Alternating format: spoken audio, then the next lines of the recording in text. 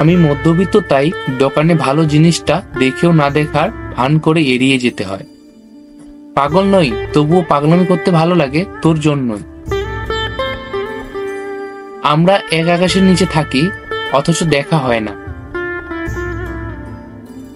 স্মৃতিগুলো খুব আপন, নয়তো খুব বেহারা। তোমার ফেরার অপেক্ষা এক অন্যরকম তৃপ্তি আছে, যা তুমি কখনোই বুঝতে পারোনি। এক্সপেকটেশন, সব কষ্টের শুরু এখান থেকে। মন খারাপ সবার জন্য হয় না, যার জন্য হয় তারাই বোঝে না। তাকে বলে দিও আমি তাকে সত্যিই ভালোবাসতাম। মনের আকাশে মেঘ জমেছে। ইচ্ছেগুলো পূরণ হয়নি বলে মন খারাপ করি নাই, কারণ আমি ভুলে যাইনি আমি মধ্যবিত্ত। মন কাঁদে